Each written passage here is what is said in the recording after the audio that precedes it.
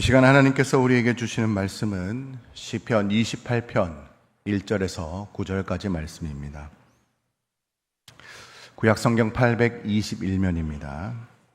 시편 28편 1절에서 9절까지 말씀, 제가 말씀을 봉독해 드리겠습니다. 여호와여, 내가 주께 부르짖으오니 나의 반석이여 내게 길을 막지 마소서. 주께서 내게 잠잠하시면 내가 무덤에 내려가는 자와 같을까 하나이다. 내가 주의 지성소를 향하여 나의 손을 들고 주께 부르짖을 때에 나의 간구하는 소리를 들으소서. 악인과 악을 행하는 자들과 함께 나를 끌어내지 마옵소서. 그들은 그 이웃에게 화평을 말하나 그들의 마음에는 악독이 있나이다. 그들이 하는 일과 그들의 행위가 악한 대로 갚으시며 그들의 손이 지은 대로 그들에게 갚아 그 마땅히 받을 것으로 그들에게 갚으소서. 그들은 여호와께서 행하신 일과 손으로 지으신 것을 생각하지 아니하므로 여호와께서 그들을 파괴하고 건설하지 아니하시리로다. 여호와를 찬송하며 내 간구하는 소리를 들으심이로다. 여호와는 나의 힘과 나의 방패이시니 내 마음이 그를 의지하여 도움을 얻었도다. 그러므로 내 마음이 크게 기뻐하며 내 노래로 그를 찬송하리로다. 여호와는 그들의 힘이시오 그의 기름 부음 받은 자의 구원의 요새이시로다. 주의 백성을 구원하시며 주의 산업에 복을 주시고 또 그들의 목자가 되시어 영원토록 그들을 인도하소서. 아멘. 오늘 말씀을 생각하면서 한번 따라하겠습니다. 하나님께서 침묵하실지라도 믿음으로 승리하겠습니다. 여러분, 세상에서 우리가 살아가면서 참 답답한 일이 많이 있죠. 그 동네에서 정말 내가 말을 하는데도 말을 듣지 않는 사람들이 있습니다. 되게 이제 말귀를 못 알아듣는다 그러죠. 듣기는 들어도 내 말의 의미를 깨닫지 못하고 그 말을 듣지 않는 것이죠. 또 어떤 경우에는 말을 믿지 못해서 듣지 않은 경우가 있습니다. 오늘날 불신의 사회에서 그런 일들이 왕왕 있는데요. 그래서 사람들이 내 말을 듣지 않으면 굉장히 답답한 생각이 듭니다. 특히 중요한 말을 듣지 않을 때는 너무나 답답한 노릇입니다. 소돔과 고모라가 멸망하기 전에 롯이 그들 사위에게 소돔과 고모라를 피하라 그랬을 때에 그 사위들은 롯의 말을 듣지 않고 어떻게 했습니까? 농담으로 여기다가 그들은 결국 멸망하고 말았던 것입니다. 그래서 여러분, 우리가 참 중요한 말을 하는데 내 말 좀 들어보라고 하는데도 요즘 사람들은 자기 말만 하지 남의 말을 잘 귀를 기울여 주지 않고 듣더라도 그 말에 대해서 신뢰하지 않은 경우가 참 많이 있습니다. 그럴 때 굉장히 답답한데요. 그러나 우리만 사람들이 내 말을 듣지 않을 때 답답한 것이 아니라 하나님의 입장에서도 우리가 말을 듣지 않을 때는 굉장히 답답한 노릇으로 우리를 바라보고 계신다는 것입니다. 그래서 하나님은 너희가 내 말을 듣고 따르지 않으면은 심지어는 죽을 것에 대해서 경고할 정도로 하나님께서 내 말을 좀 들으라 이렇게 말씀합니다. 그 중에서도 신명기 28장 15절 말씀에 보면은 네가 만일 네 하나님 여호와의 말씀을 순종하지 아니하면 듣지 아니하면은 내가 오늘 내게 명령하는 그 모든 명령과 규례를 지켜 행하지 아니하면은 이 모든 저주가 내게 임하며 내게 이를 것이다 이렇게 경고를 하고 있죠.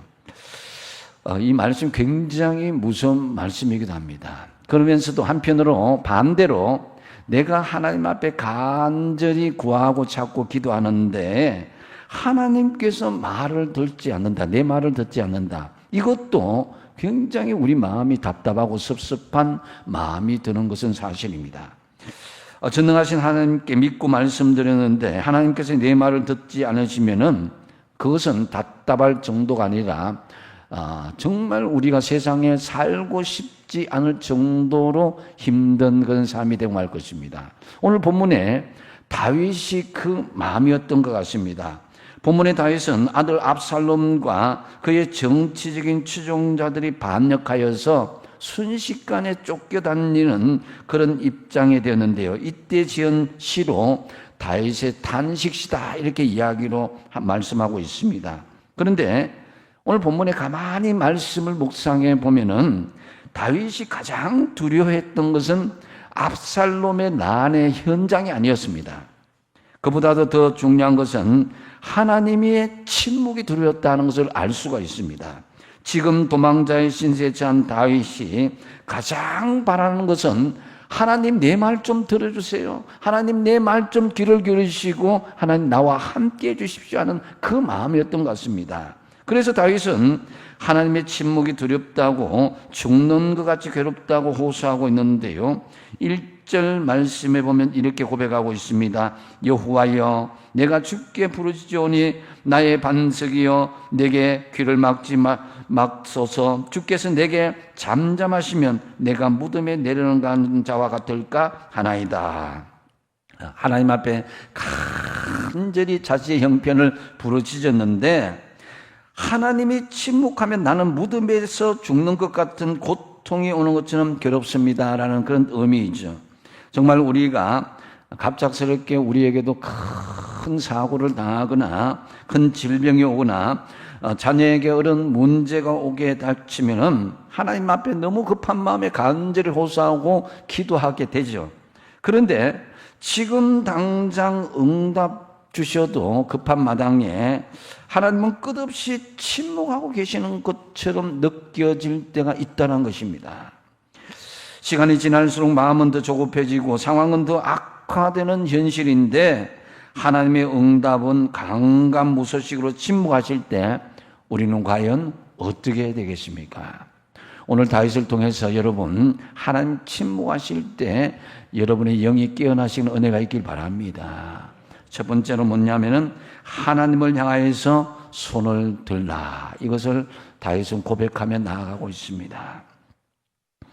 2절 말씀, 오늘 본문 말씀 2절을 같이 한번 읽어보겠습니다. 시작. 내가 주의 지성소를 향하여 나의 손을 들고 주께 부르짖을 때에 나의 간과는 소리를 들으소서. 아멘. 예, 지성소를 향해서 기도한다. 하나님의 회막 지성소, 이것은 하나님이 임재하는 장소죠. 그러니까 하나님이 임재하는 곳을 향하여서 초점을 맞추고 기도한다는 거죠. 그래서 내 세상적인 욕심을 버리고 내 세상적인 생각을 내려놓고 하나님을 온전히 향하여서 초점을 맞추고 기도한다는 것입니다. 그의 나라와 그의 의를 구하라. 이 말씀이 여기 상응하는 말씀인데요. 하나님의 말씀으로 통치되는 나라, 그곳이 또 하나님의 공의가 실현되기를 구하라는 말씀이기도 하죠. 그렇기 때문에 하나님을 향한다 하는 것은 손을 들고 기도한다는 말씀과 또 연관이 있습니다. 그것은 내 뜻과 내 욕심과 내 욕망이 이루어지기를 원하는 것이 아니라 그것을 다 내려놓고 하나님께만 초점을 맞추고 두 손을 들고 항복하는 자세로 나아가라라는 그런 의미인 것입니다. 어젯밤에 많이 무더웠죠, 그죠? 많이 무더웠기 때문에 이 시간 여러분 육신이 굉장히 피곤한데 한번 실습해 보겠습니다. 두 손을 한번 들어보겠습니다.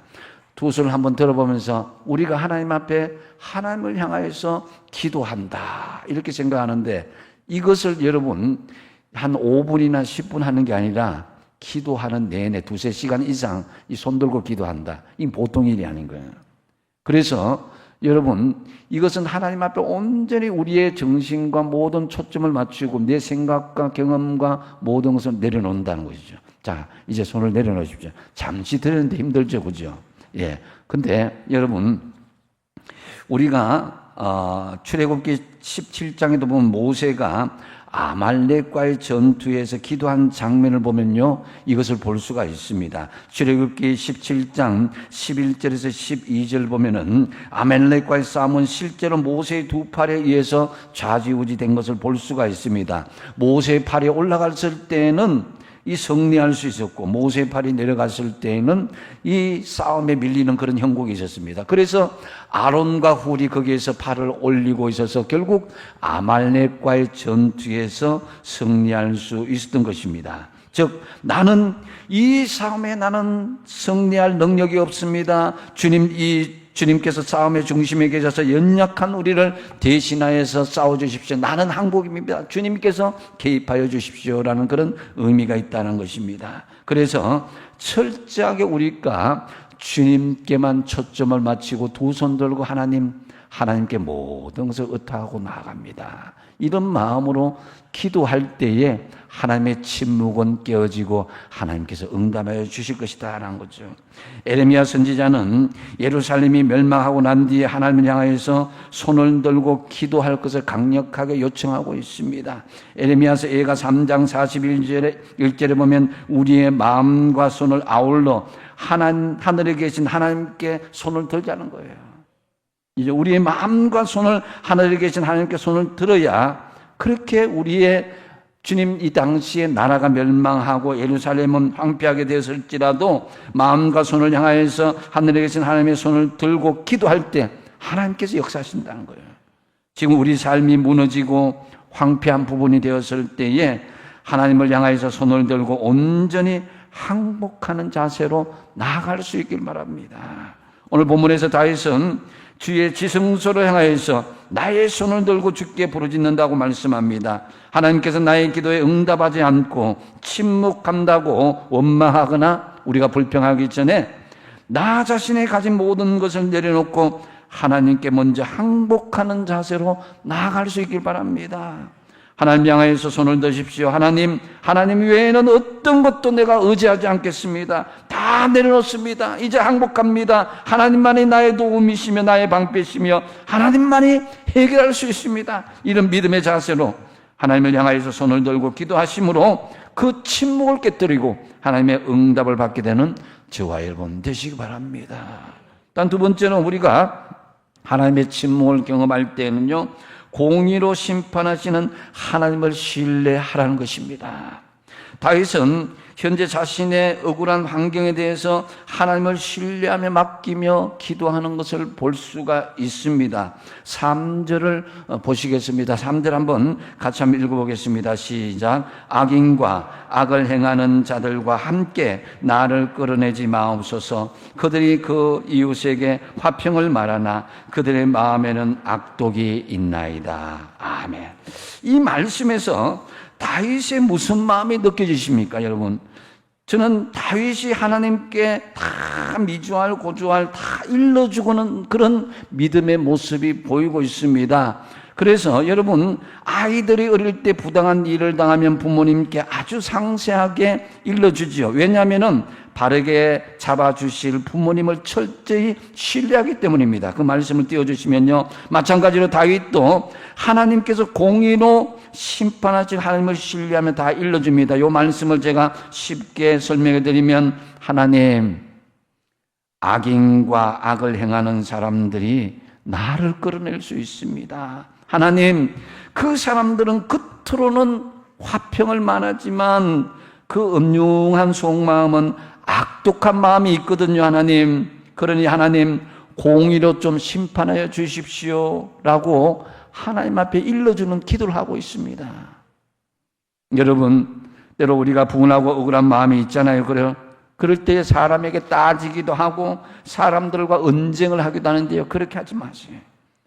공의로 심판하신 하나님을 신뢰하고 그 모든 울분을 하나님 앞에 털어놓으시기 바랍니다. 에레미야서 예가 3장 33절을 보면은 주께서 인생으로 우리 인간에게 고생하며 근심하게 하심이 뭐라고요? 본심이 아니다. 내가 지금 어렵고 힘들고 하나님 침묵하신 이게 하나님 본심이 아니라는 거죠. 지금 고생하며 근심하는 상황들은 하나님께서 침묵하시는 것 같지만은 공의로 심판하는 그런 과정 중에 있다. 이 신뢰감을 가질 수 있어야 된다는 거죠. 그리고 에레미야서 29장 11절에 이렇게 말씀합니다. 여호와의 말씀이니라. 너희를 향한 나의 생각을 내가 아나니 평안이요 재앙이 아니니라. 너희에게 무엇을 준다고요? 미래와 희망을 주는 것이다. 이게 하나님의 본 마음이란 거죠. 하나님이 침묵이 아니란 것입니다. 그래서 공의로 심판하시는 하나님을 여러분 신뢰하시기 바랍니다. 4절 말씀을 보면요. 그래서 다윗이 하나님 또 일러줍니다. 그들이 하는 일과 그들의 행위가 악한 대로 갚으시며 그들의 손이 지은 대로 그들에게 갚아 그 마땅히 받을 것으로 그들에게 갚으소서. 이게 뭡니까? 하나님 다 아시잖아요. 공의로우신 하나님 다 아시잖아요. 사람들에게 이야기해도 소용없습니다. 공의로우신 하나님이 다 공의롭게 심판하여 주십시오 좀 하면서 하나님 앞에 기도하는 것을 볼 수가 있습니다. 요나를 삼킨 물고기 3일 동안 배 안에 있었잖아요. 그죠? 물고기 뱃속에 있었습니다. 그래서 하나님이 정하신 기간이 지나자 그 물고기가 요나를 토해냈습니다. 그동안 요나는 니느웨를 위한 그런 선지자로 하나님께 주신 그 사명을 받겠다고 다시 변해 있었습니다. 요나에게 3일은 하나님의 침묵 가운데 공의로운 하나님을 신뢰하는 그런 기간이었다는 거죠. 우리도 마찬가지입니다. 하나님께서 온전히 우리를 정말 택한 그런 백성으로 택한 그릇으로 사용하기 위해서는요, 때로는 침묵의 연단 기간이 있다는 것입니다. 욥을 보시면 더 구체적으로 알 수 있습니다. 욥이 모든 것을 잃어버리고 욥기 23장 8절 9절에 욥이 침묵하신 하나님을 향해서 막 절규합니다. 앞으로 가도 뒤로 가도 옆으로 봐도 하나님 없습니다. 하나님 찾아볼 수 없습니다. 어떻게 하면 좋겠습니까? 하면서 하나님 앞에 정말 침묵하시는 하나님 앞에 막 괴로움을 토로하는 것 같습니다. 그런데요, 여러분 신앙이라면 이런 욥처럼 이런 하나님의 침묵을 경험하였고 앞으로 경험하게 될 것입니다. 어쩌면은 지금 하나님께서 침묵하시는 것 같은 그런 경험을 하는 분도 여기에 있을지도 모르겠습니다. 여러분, 그렇다면은 하나님 왜 우리에게 이런 침묵을 하시는 것인가? 도대체 왜 이런 침묵이 우리에게 무슨 유익이 있게 그렇게 힘들게 하는 것이겠습니까? 여러 가지가 있겠지만은 결국 하나님께서 공의로 심판하신다. 이것을 우리가 깨닫게 하기 위해서 그런 가정을 깨달으면요, 하나님을 더 신뢰하게 되는 거예요. 내가 정말 믿었던 사람, 내가 믿었던 어떤 환경, 물질, 이게 아무것도 아니구나. 내가 믿을 것은 하나님밖에 없구나. 하나님께서 결국 이 불의한 것 같지만 선악간에 심판하여 주실 것이다. 이걸 깨닫게 된다는 거죠. 하나님은 바울이 된 사울 눈멀게 하시고 사흘 동안 홀로 두시면서 하나님의 침묵 가운데 자신을 바라보는 시간을 있게 만들어 주셨습니다. 사흘 동안 죽음과 같은 고통의 시간이었고 앞이 보이지 않았는데요, 홀로 있을 수밖에 없었던 그 사울로 인해서 사울은 자신의 과거를 되돌아볼 수밖에 없었습니다. 수많은 그리스도인들을 핍박하고 자신의 열심을 인한 그것이 곧 하나님의 마음을 얼마나 아프게 했는지, 내가 죄인 중에 괴수였다는 것을 자신이 깨닫게 됐습니다. 그러면서 이 성찰의 과정을 통해서 사울은 하나님을 더 신뢰할 수 있었고 사울은 바울로 거듭날 수 있었던 것입니다. 그러므로 하나님의 침묵은 바울을 바울되게 한 원동력이 되었다. 바로 하나님의 침묵은 공의로운 하나님을 신뢰하였던 그런 기간이었다라는 것을 알 수가 있습니다. 여러분, 때때로 우리는 하나님께서 우리를 참 오랫동안 방치하시는 것이 아닌가 하는 느낌을 받을 때가 있습니다. 그러면은 외롭습니다. 힘이 듭니다. 눈물이 납니다. 어떤 때는 기도할 힘조차도 없습니다. 하나님은 멀리 계신 것만 같을 때가 있습니다. 하지만 여러분, 그렇지 않습니다. 하나님의 침묵과 기다림, 하나님의 입장에서 보면요, 더 지루하고 아픈 과정입니다. 너무 쓰라린 과정입니다. 여러분, 자식들 아프면요, 아들, 딸 아픈 것보다 자식 아픈 거, 부모님의 마음이 더 아픈 것처럼 하나님의 마음이 우리를 보면 더 아픈 거예요. 하나님은 지금도 침묵으로 우리가 하나님을 더 신뢰하는 그런 결단을 하길 기다립니다. 철이 들기를 기다린다는 거죠. 그러므로 하나님의 도움이 모두 사라져버린 것 같은 침묵의 순간에도 절대로 낭망하거나 절망하지 마십시오. 그래서 하나님의 침묵은 우리 자신을 되돌아보게 하고 공의로우신 하나님을 더 신뢰하는 과정이라는 거죠. 하나님의 침묵 속에서 우리 자신을 되돌아보면서 공의로우신 하나님을 더 신뢰하는 저와 여러분 되시기 바랍니다. 그리고 하나님 침묵하실 때에 이 다윗은 기뻐하며 찬송하는 모습을 볼 수가 있습니다. 7절 말씀이 그것인데요. 같이 한번 읽어보겠습니다. 시작. 그러므로 내 마음이 크게 기뻐하며 내 노래로 그를 찬송하리로다. 아멘.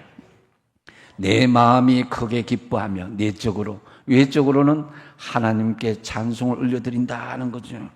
다윗은 하나님의 침묵 속에서 오히려 마음이 크게 기뻐서 노래하며 찬송합니다. 왜 그렇습니까? 하나님이 그 침묵하신 것이 침묵이 아니라 그 과정을 통해서 응답하여 주심을 확신했기 때문입니다. 그래서 여러분, 우리 가운데에 정말 어렵고 힘든 가운데 있다면 하나님께 찬송하며 나가십시오. 이렇게 하면 여러분 마음속에 목사님 지금 죽을 지경인데 무슨 찬송이 나오겠습니까? 목사님 지금 앞에 있는 문제가 너무 심각하고 힘든데 말하기조차 힘든데 무슨 찬송이 나오겠습니까? 이렇게 항의할 수도 있지만요, 그래도 하나님 앞에 찬송을 올려드리십시오. 하나님은 합력하여 선을 이루시고 모든 것의 끝은 우리를 보호하시고 사랑하시는 그런 결론으로 이르게 될 것입니다. 그래서 마가복음 11장 24절에 주님께서 말씀하십니다. 같이 한번 읽어보겠습니다. 시작. 그러므로 내가 너희에게 말하노니 무엇이든지 기도하고 구하는 것은 받은 줄로 믿으라. 그리하면 너희에게 그대로 되리라. 아멘. 우리는 현재 아픔 속에 살지만, 우리는 지금 하나님의 침묵 가운데 사는 것 같지만, 그러나 하나님께 기도하면 이미 받은 줄로 믿으라. 이런 믿음을 가지고 하나님 앞에 기뻐하며 찬송을 올려드리시기 바랍니다.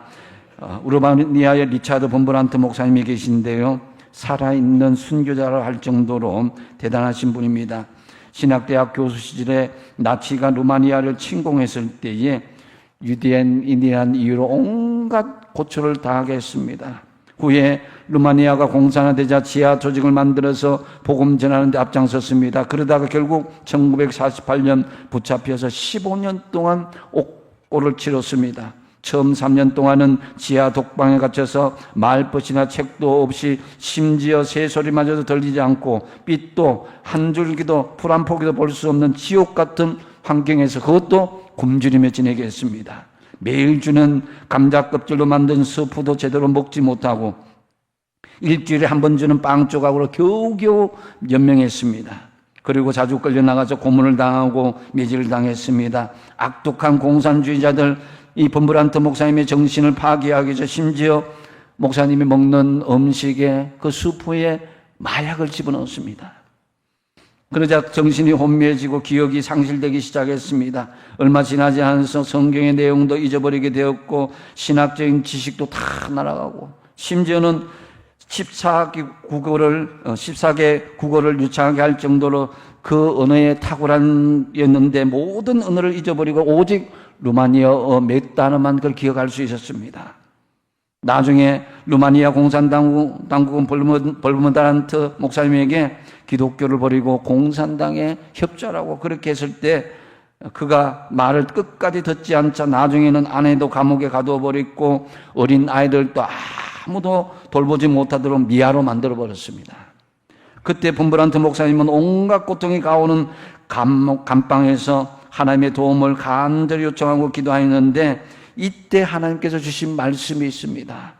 그것은 바로 야고보서 1장 2절 말씀이었습니다. 같이 한번 읽어보겠습니다. 시작. 내 형제들아, 너희가 여러 가지 시험을 당하거든 온전히 기쁘게 여기라. 아멘. 여러분, 그런 상황에서 어떻게 기뻐할 수 있겠습니까? 도무지 기뻐할 상황이 못 되었지만은 말씀에 순종해달라고 본브란트 목사님은 간절히 기도했습니다. 그런 가운데 하나님께서 자신도 모르는 사이에 마치 빛을 흠뻑 내려주듯이 기쁨이 충만하게 입혀주신 것을 경험했습니다. 그리고 하나님께서 함께 계신다는 것, 자신의 기도를 들어준다는 것, 또 다른 방에 수감된 아내와 어디 있는지도 모르는 아들을 지켜주신다는 이 말씀이 지켜준다, 이 말씀이 확신이 서게 되었습니다. 그리고 그때의 기쁨이 얼마나 컸던지 자신이 있던 감옥에서 벌떡 일어나서 춤을 추며 찬송하기 시작했습니다. 갑자기 독방에서 벌떡 일어나 춤을 추는 모습을 본 간수는 그가 이제 드디어 미쳤다, 이렇게 생각했습니다. 그가 맛본 기쁨은 누구도 이해할 수 없는 하늘의 큰 기쁨이었습니다. 빌립보 감옥을 흔들어 놓았던 주님이 루마니아 감옥에도 찾아가셨습니다. 여러분, 하나님께서 침묵하실지라도 우리의 처지가 어떠하든지 기뻐하며 하나님께 찬양 올려드리시기 바랍니다. 그러면 놀라운 일이 일어나게 될 것입니다. 바울과 실라가 옥에 갇혔을 때, 찬송을 불렸을 때에 지진이 일어나고 옥문이 열리고 정말 사람의 착고가 다 풀리는 것을 여러분 우리가 볼 수가 있습니다. 여러분, 바울과 실라는 충분히 억울할 수도 있었고 복음에 전한 그 죄밖에 없었는데 억울한 일을 당했을 때 항의하지 않았습니다. 오히려 그럼에도 하나님께 찬송 드렸을 때에 옥문이 열리고 묶였던 착고가 풀려나갔던 것입니다. 오늘 6절 말씀, 다윗이 그러한 고백을 하고 있습니다. 같이 한번 읽어보겠습니다. 시작. 여호와를 찬송하며 내 간구하는 소리를 들으심이로다. 아멘. 하나님은 침묵이 아니라 우리의 모든 과정을 준비하시는 과정이 그 과정인 것입니다. 그래서 여러분, 오히려 우리가 하나님의 침묵하시는 듯한 그 과정 중에 기뻐하면서 여러분 하나님 앞에 찬양을 한번 올려드려 보십시오. 여러분, 자녀 키울 때, 또 손주들 키울 때 제일 기쁜 게 뭡니까? 앞에서 재롱 뜰 때 너무너무 기쁩니다. 하나님이 정말 우리가 힘든 상황을 아는데도 우리가 재롱을 떨고 하나님 앞에 찬양 올려드릴 때에 기쁨을 이기지 못한다고 그랬습니다. 여러분, 하나님 앞에 정말 우리가 어렵고 힘들 때 오히려 여러분의 믿음의 본성을 어떻게 보여드렸냐? 기뻐하며 하나님 앞에 찬양을 올려드리시기 바랍니다. 그러면 하나님의 긴 침묵은 깨어지고 우리에게 임재하는 역사가 드러나게 될 것입니다.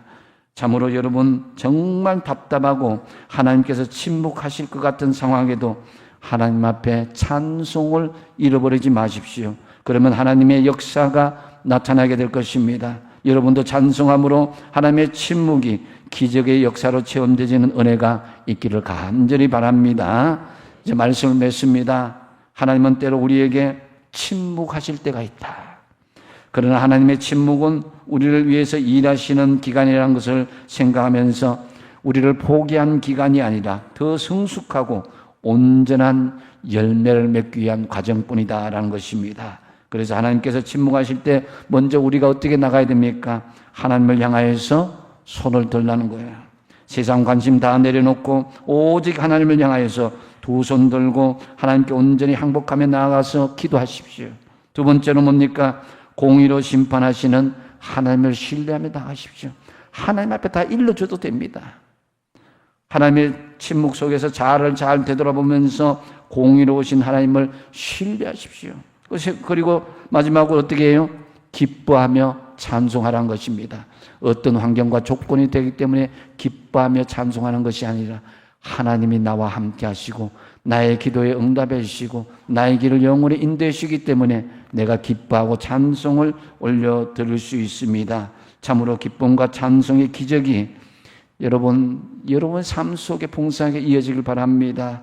하나님의 침묵 속에 여러분 믿음으로 승리하시는 저와 여러분 다 되시기 바랍니다.